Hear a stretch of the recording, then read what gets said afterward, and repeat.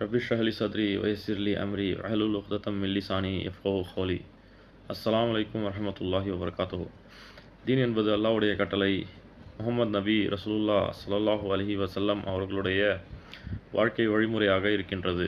சத்திய சஹாபாக்கள், நபிமார்கள் மற்றும் தாபீன்கள் இந்த அதிகப்படியான இந்த 6 ஷிஃபத்துகளை கொண்டு இந்த உலகத்தில் வாழ்ந்தார்கள். 1,24,000 நபிமார்கள் இந்த உலகத்தில் வாழ்ந்தார்கள். அனைவர்களும் இந்த ஆறு அதிகப்படியான ஷிஃபத்துகளை கொண்டு வாழ்ந்துள்ளார்கள். அவை கலிமாவை மொழிவது லா இலாஹ இல்லல்லாஹ், இரண்டாவதாக தொழுகையை நிலைநாட்டுவது, மூன்றாவதாக இலிமை கற்றுக்கொள்வது, திக்கிர் காலையிலும் மாலையிலும் இரவிலும் திக்கிர் செய்த வண்ணமாக இருப்பது, சுபஹான் அல்லாஹ், அல்ஹம்துலில்லாஹ், அல்லாஹ் அக்பர் என்ற திக்ரை செய்த வண்ணமாக இருப்பது, லா இலாஹ இல்லல்லாஹ், லா ஹவ்ல வலா குவத்தா என்கின்ற திக்கிர்களை. நான்காவதாக இக்ராமை பேணுவது, நற்பண்புகள்.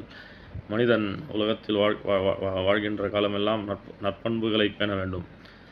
உற்றார் உறவினர்களுக்கு மரியாதை செலுத்த வேண்டும், அன்பு பாராட்ட வேண்டும், உறவினர்களுக்கு உபகாரம் செய்ய வேண்டும், தாய் தந்தையர்களுக்கு உபகாரம் செய்ய வேண்டும், மதிப்புடனும் மரியாதையுடனும் நடத்த வேண்டும்.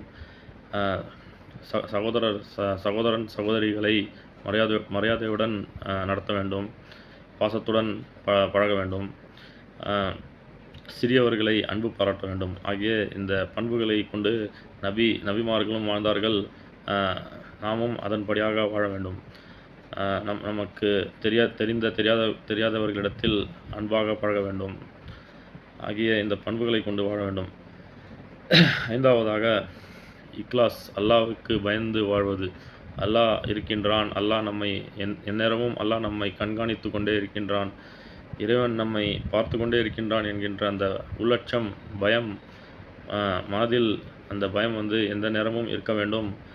எந்த ஒரு செயலை செய்தாலும் எந்த ஒரு காரியங்களை செய்தாலும் எந்த ஒரு வேலைகளை செய்தாலும் அந்த நேரத்தில் அல்லாஹ் நம்மை பார்த்து கொண்டு இருக்கின்றான் என்கின்ற பயம், பகலாக இருந்தாலும் சரி இரவாக இருந்தாலும் சரி, எந்த நேரத்திலும் அல்லாஹ் நம்மை பார்த்து கொண்டு இருக்கின்றான் என்கின்ற அந்த பயம் நம் மனதில் இருக்க வேண்டும். ஆறாவதாக தாவத்தே இலல்லாஹ், தாவத். நாம் கற்றுக்கொண்ட தீனை, நாம் கற்றுக்கொண்ட இந்த நற்பண்புகளை, ஈமானை, தீனை மற்ற மனிதர்களுக்கும் நாம் கற்றுக் கொடுக்க வேண்டும். முழு மனித சமுதாயத்திற்கும் நாம் கற்றுக் கொடுக்க வேண்டும். தீனை கற்றுக்கொள்வது மனிதனுடைய தேவையாக இருக்கின்றது. மனிதன், அல்லாஹ் கூறுகின்றான் குர்ஆனில், மனிதன் இந்த உலகத்தில் அல்லாஹ் படைத்தது காரணம் அல்லாஹ்வை வணங்குவதற்காகவே அன்றி வேறில்லை. மனிதர்களையும் ஜின்னையும் அல்லாஹ் இந்த உலகத்தில் படைத்ததின் காரணம் அல்லாஹ்வை வணங்க வேண்டும் என்பதற்காக. மற்ற உயிரினங்களையும் அல்லாஹ் இந்த உலகத்தில் படைத்திருக்கின்றான். வானம் பூமிகளில் இருக்கின்ற உயிரினங்களை அனைத்தையும், மலைகள், காடுகள், மேகங்கள் மற்றும் கடல், நீர் ஆகிய இவை அனைத்தும், நெருப்பு ஆகியவை அனைத்தும் அல்லாஹ்வின் கட்டளை கொண்டே இந்த உலகத்தில் இருக்கின்றது.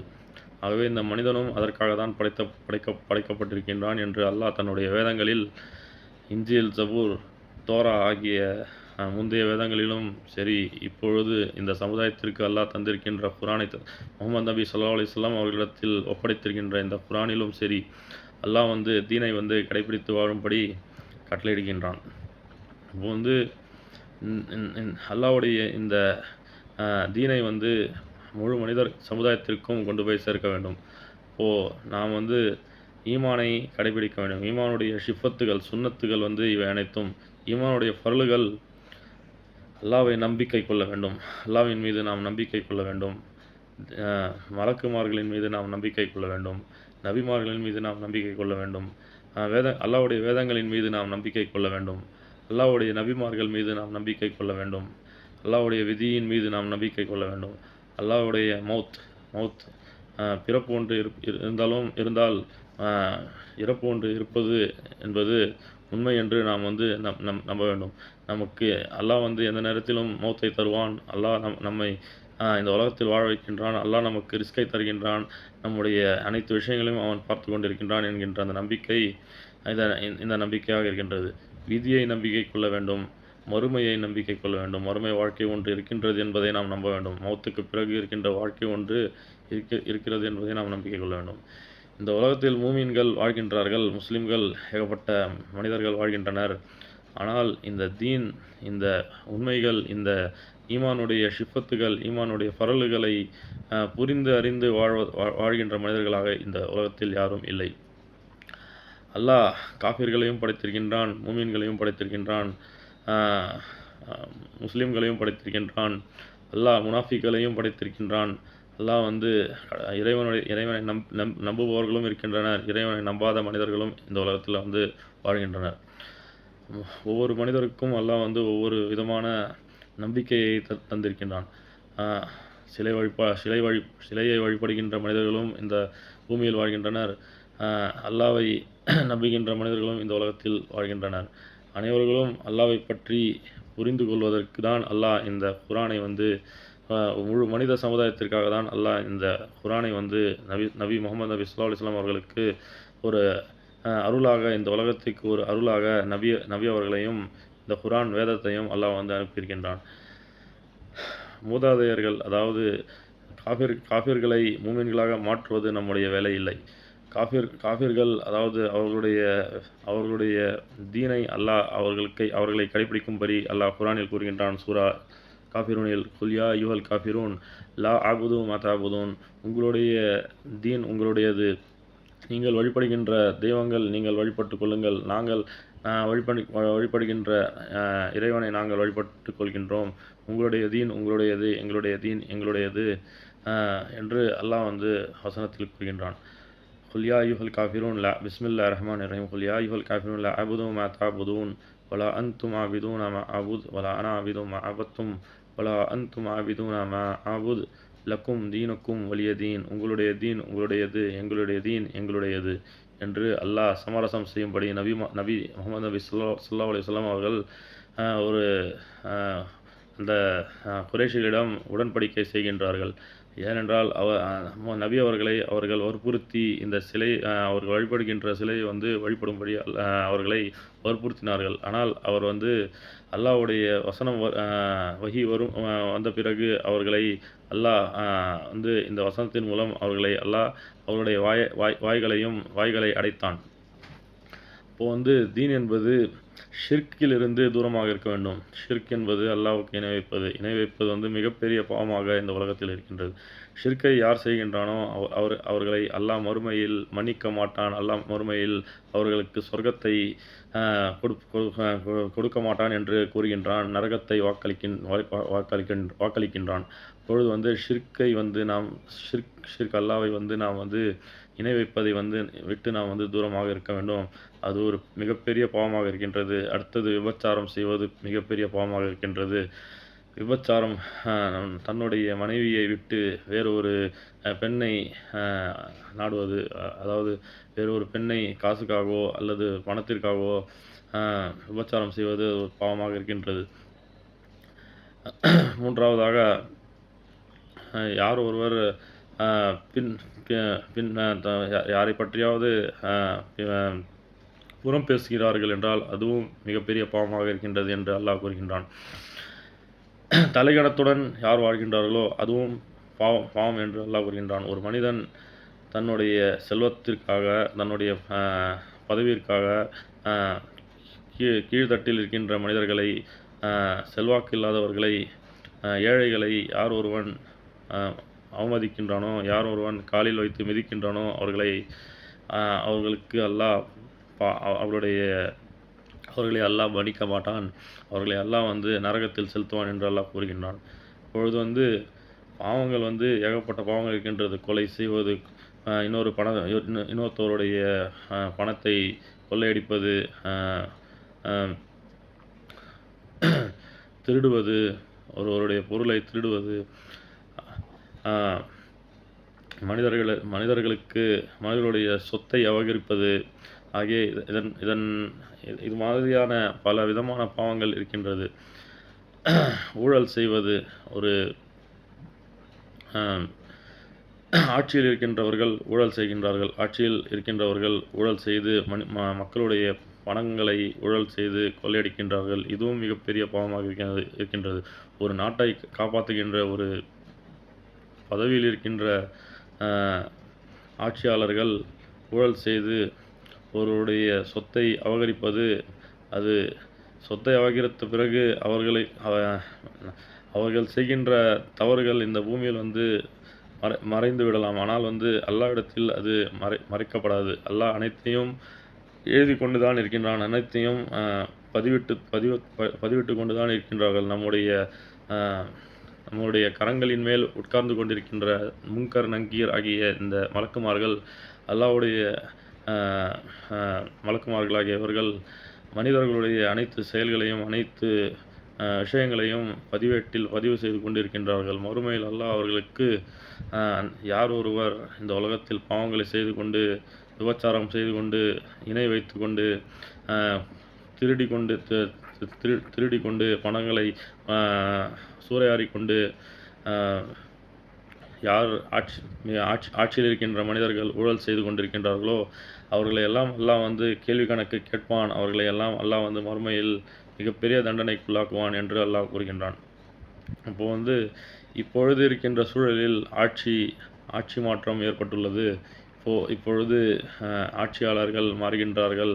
அவர்கள் வந்து பல காலமாக ஆட்சி செய்தவர்களாக இருக்கலாம். பல வருடங்களாக ஆட்சியை மாற்றி செய்து கொண்டிருந்தாலும் மக்கள் அவர்கள் மீது அதிருப்தியை கொண்டுதான் இந்த ஆட்சி மாற்றம் ஏற்பட்டுள்ளது. நம்முடைய தமிழ்நாட்டில் ஆட்சி மாற்றம் ஏற்பட்டதன் காரணம் மக்களுக்கு அதிருப்தி ஏற்படுத்தியதுதான். அவர்கள் தங்களுடைய ஆட்சியில் இருக்கும்போது மக்களுக்கு வந்து எந்த ஒரு நன்மையையும் செய்யும்படியாக யாரும் உணரவில்லை. அவர்கள் என்னதான் அவர்கள் வந்து சமுதாயத்திற்கு நல்லது செய்திருந்தாலும், மக்களுக்காக உழைத்திருந்தாலும் மக்கள் வந்து அதனை வந்து புறக்கணித்து விட்டார்கள். ஆகவே வந்து இதற்காக ஆட்சியாளர்களை குறை சொல்லக்கூடாது. ஆட்சியாளர்களுடைய தவறுகளை, பிழைகளை எல்லாம் மக்கள் பேசிக்கொண்டிருப்பது இதுவும் ஒரு மிகப்பெரிய பாவமாக இருக்கின்றது. புதிய ஆட்சி வந்துவிட்டது என்பதனால் இதை போன்று பேசிக்கொண்டிருப்பதும் பாவமாக இருக்கின்றது. இதற்கும் மக்கள் வந்து இதற்கும் வந்து இறைவனிடத்தில் பதில் கூறியதான் கூற வேண்டியதாக இருக்கின்றது. வந்து மக்கள் வந்து ஆட்சியாளர்களை மதிக்க வேண்டும். இப்பொழுது மக்களும் வந்து திருந்தி வாழ வேண்டும். நேர்மையான வழியில் உழைத்து தன்னுடைய பணத்தை சேமித்து உறவினர்களுக்கும், உற்றார் உறவினர்களுக்கும், ஏழைகளுக்கும் தானம் தர்மம் செய்ய வேண்டும். இப்படி வாழும்போது இந்த ஊழலாட்சியாக இருந்தாலும் சரி, இல்லை மக்கள் செய்கின்ற வியாபாரத்தில் இருக்கின்ற பர்க்கத் வந்து நீங்காமல் இருக்கும். இந்த பர்க்கத்தை நீங்காமல் இருப்பதற்காக நாட்டில் ஏற்படுகின்ற மிகப்பெரிய கஷ்டங்களை எல்லாம் போக்குவது நம்முடைய தீனை வந்து நாம் கடைபிடிப்பதாக இருக்கின்றது. தீன் ஐவேளை தொழுகையை வந்து நபி அவர்கள் நிலைநாட்டியிருக்கின்றார்கள். யார் ஒருவர் ஐவேளை தொழுகையை தொழுகிறாரோ அவரே உண்மையான முஸ்லீமாக இருக்கின்றார் என்று கூறுகின்றார்கள். இப்பொழுது வந்து இந்த இந்தியாவில் இருக்கின்ற கோடிக்கணக்கான முஸ்லீம்கள் வந்து இருக்கின்றனர். இப்பொழுது அவர் வெறும் பெயரால் முஸ்லீம்கள் என்று கூறிக்கொண்டால் மட்டும் சரியில்லை. அவர்கள் வந்து தீனை வந்து உண்மையான முறையில் கடைபிடிக்க வேண்டும். சிரியாவில், இப்பொழுது ஈரானில் நடைபெறுகின்ற கொடுமைகளும் அவர்கள் போர் மேற்கொண்டிருப்பதும் இந்த ஊழல் ஆட்சியின் காரணமாக தான். இப்பொழுது வந்து சிரியாவில் ஏற்படுகின்ற பிரச்சனைகளும் அங்கே கொத்தாக மக்கள் இறக்கின்றார்கள். முஸ்லிம்கள் எல்லாம் இறக்கின்றார்கள்.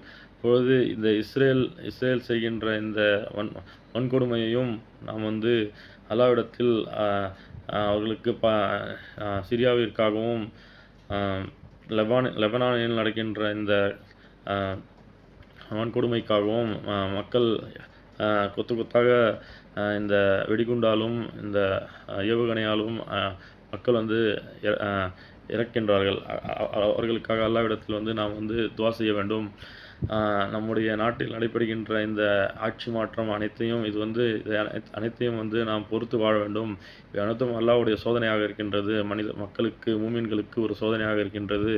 இது நபி அவர்கள் கூறியபடி இறு அ மறுமை வருவதற்கு முன்னதாக சொன்ன அனைத்து அத்தாட்சிகளும் நடைபெற்றுக் கொண்டிருக்கின்றது. ஆகவே இந்த அத்தாட்சிகளை நாம் பார்த்து இந்த இந்த ஆட்சி மாற்றம் இவை அனைத்தும் அல்லாஹ்வுடைய சோதனையாக இருக்கின்றது. வெளிநாட்டில் நடக்கின்ற இந்த மக்களை கொல்கின்ற இந்த வன்கொடுமைகள் எல்லாம் இவை அனைத்தும் அல்லாஹ்வுடைய சோதனையாக இருப்பதாக நாம் நினைத்து துஆ செய்ய வேண்டும். அதிகமாக நாம் குர்ஆனை ஓத வேண்டும். அனைவர்களுக்கும் தீனை நாம் கற்றுக் கொடுக்க வேண்டும். இதன்படியாக நாம் வாழ்வதற்காக முயற்சி செய்வோமாக. நாம் சோதனையிலிருந்து மக்களுக்கு நம்மால் முடிந்த அளவுக்கு அவர்களுக்கு தீனை பற்றியும் ஈமானை பற்றியும் நாம் கற்றுக் கொடுக்க வேண்டும். ஒரு முஸ்லீம் அல்லாத மனிதராக இருந்தாலும் சரி, முஸ்லீமாக இருந்தாலும் சரி, அவர்களை தொழும்படியாக அவர்களுக்கு தீனை பற்றி சொல்ல வேண்டும். ஒரு முஸ்லீமாக இருந்தால் அவர்களை தொழுகையை சரியான முறையில் தொழுவதற்கு நாம் அவர்களுக்கு போதிக்க வேண்டும். ஆகிரு தாவானா அனில் ஹம்துலில்லாஹி ரப்பில் ஆலமீன்.